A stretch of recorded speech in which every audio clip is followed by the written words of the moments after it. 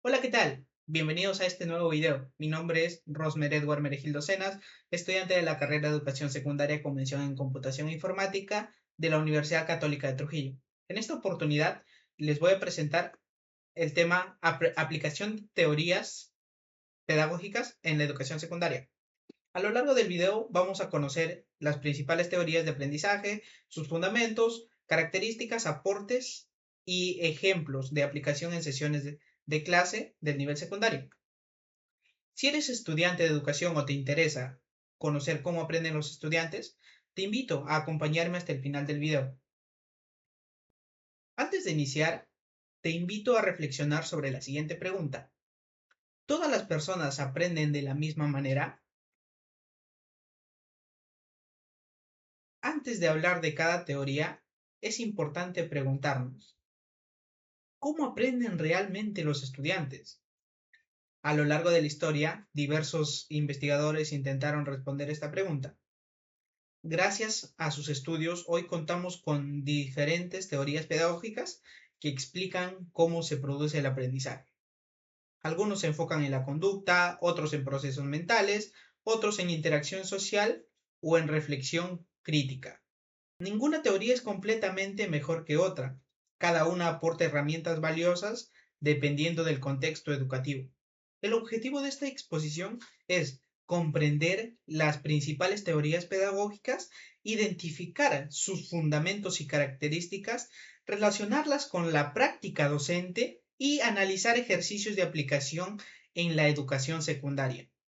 Como primera teoría tenemos la teoría del conductismo. Sus principales representantes, Pablo, Watson y Skinner. Esta teoría sostiene que el aprendizaje se observa a través de cambios en la conducta y se basa en la relación estímulo-respuesta, mediante premios, reconocimientos o correcciones.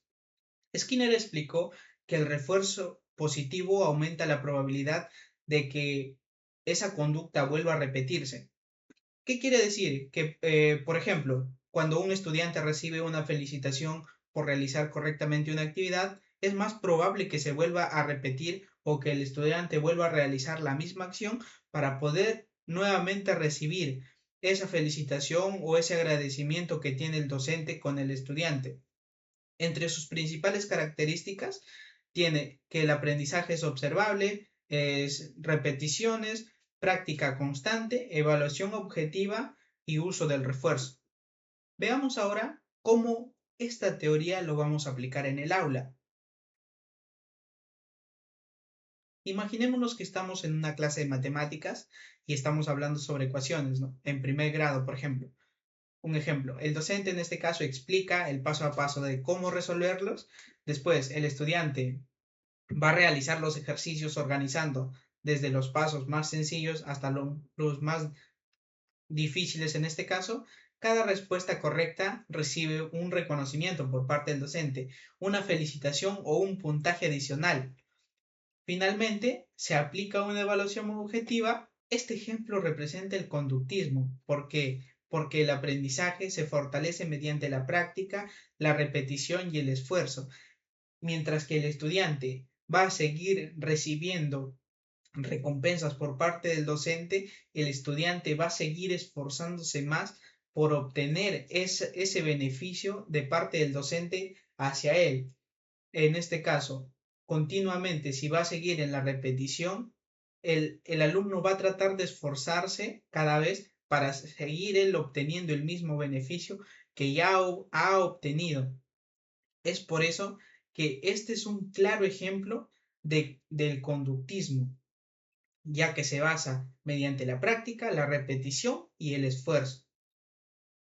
Ahora les voy a presentar el cognitivismo, que es la que tengo como segunda teoría, que, bueno, esta teoría cambió en sí la forma de entender el aprendizaje, ya que dejó de centrarse únicamente en la conducta del estudiante para centrarse también en los procesos mentales que ocurren cuando el estudiante aprende.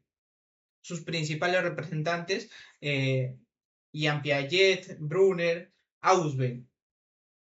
Ellos sostenían que aprender significa comprender, organizar y relacionar la información para poder utilizarla posteriormente.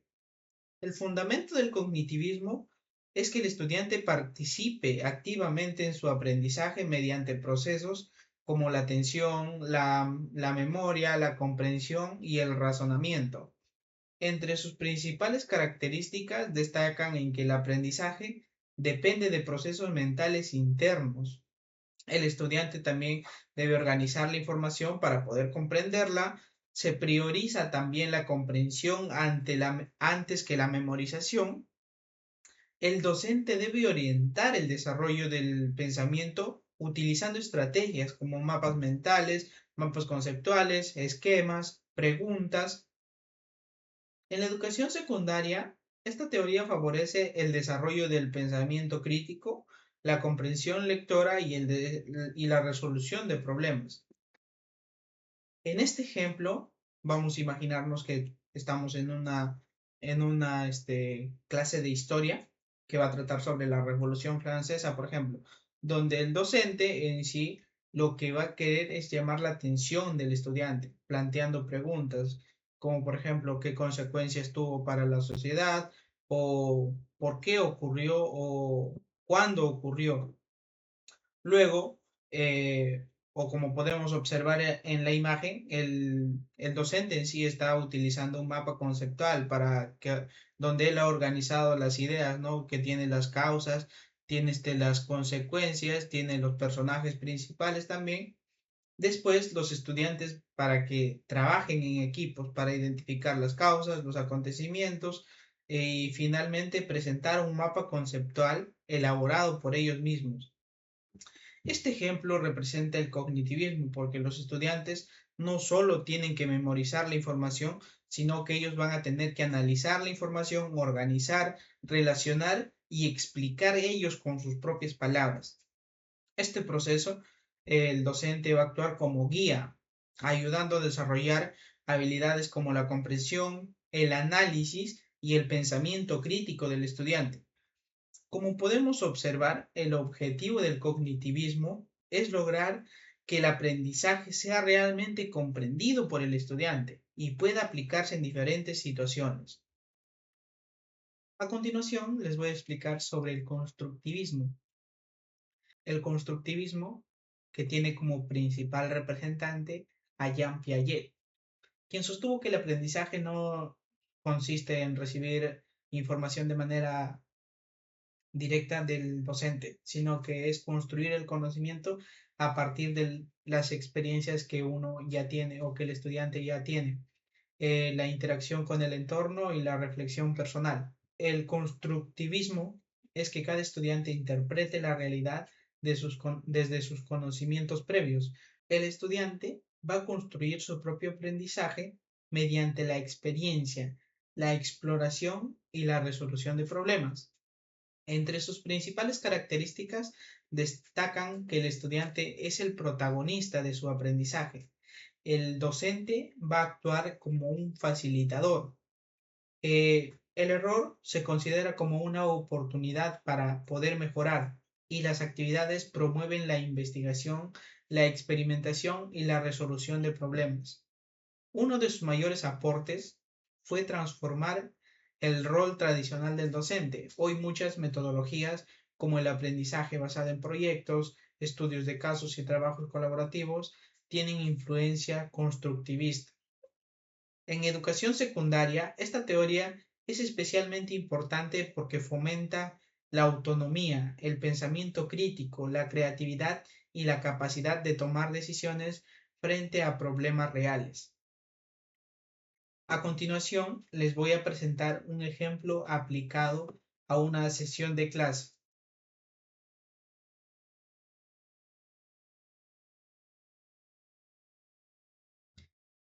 Como podemos observar, acá está aplicado una sesión de clase del área de ciencia y tecnología y el tema que están tratando o que van a tratar va a ser sobre la contaminación ambiental. En lugar de iniciar una explicación en el aula con una explicación extensa y en este caso el docente va a invitar a los estudiantes a recorrer en sí algunos lugares, ¿no? Para poder identificar los focos de contaminación donde ellos van a poder tomar fotografías, registrar evidencias y van a dialogar en sí sobre las posibles causas o sobre qué lleva a esa contaminación o por qué llegan a esa contaminación. Posterior a ello, se van a reunir, van a analizar la información recopilada, van a comparar ideas y van a elaborar propuestas de solución.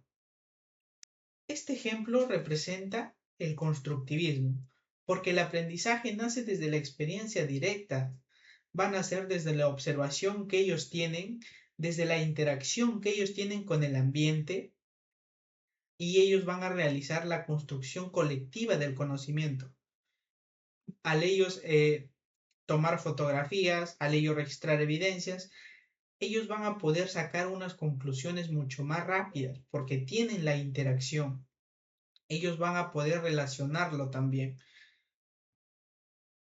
La siguiente teoría que vamos a ver es la teoría del aprendizaje significativo. Es un, que tiene como autor principal a David Ausubel. Este autor afirma que el aprendizaje eh, solo, solo va a ser realmente duradero cuando la información o cuando el estudiante lo relacione con los conocimientos previos.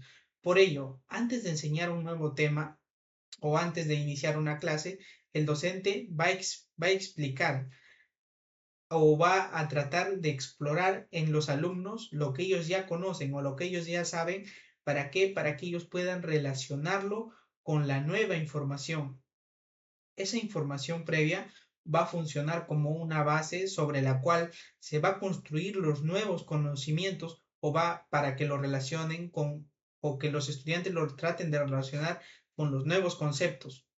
Entre sus características destacan la comprensión profunda, la contextualización, la participación activa y el uso de organizadores previos. Sus aportes permitieron dejar de lado el aprendizaje memorístico, en este caso de la memoria, que el aprendizaje, que el estudiante memorice todo, a dejar un poco de lado eso, ¿no? Para forzar en sí o para favorecer una comprensión con sentido y utilidad.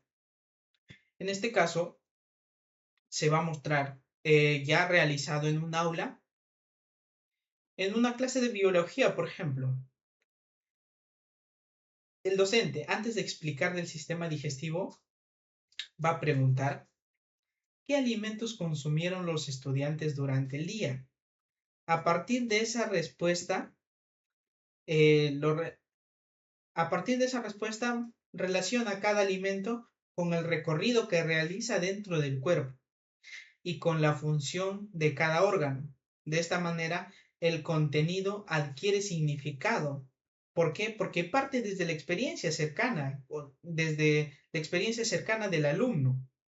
El estudiante va a comprender mejor el tema y puede recordar el conocimiento durante mucho más tiempo, porque, un ejemplo, puede llegar a su casa y decir, al ingerir esto, ya va a poder relacionarlo con lo que ya captó del docente. Va a decir, este es el recorrido, probablemente este va a ser el recorrido que va a realizar durante su sistema digestivo.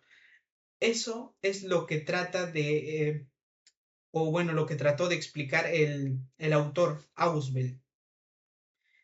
Como siguiente teoría, tenemos la teoría sociocultural, que es de Lev Vygotsky.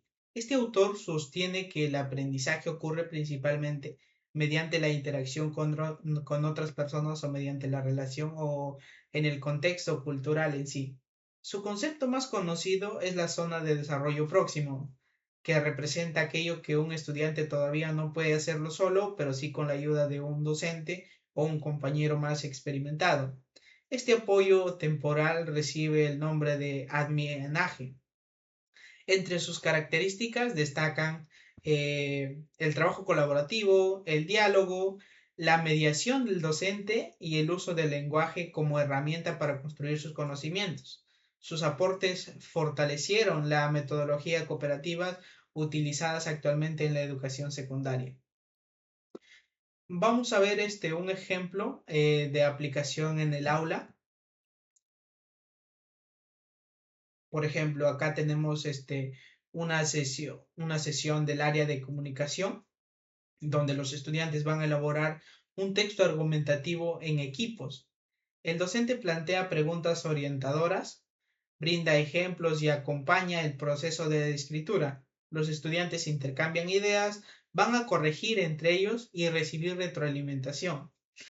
Al finalizar, cada estudiante va a redactar un texto individual aplicando lo aprendido. Este ejemplo evidencia la teoría sociocultural. ¿Por qué? Porque el aprendizaje surge mediante la interacción, la colaboración y el apoyo progresivo entre sí. Como última teoría tenemos la teoría de pedagogía crítica, que tiene como autor principal a Pablo Freire.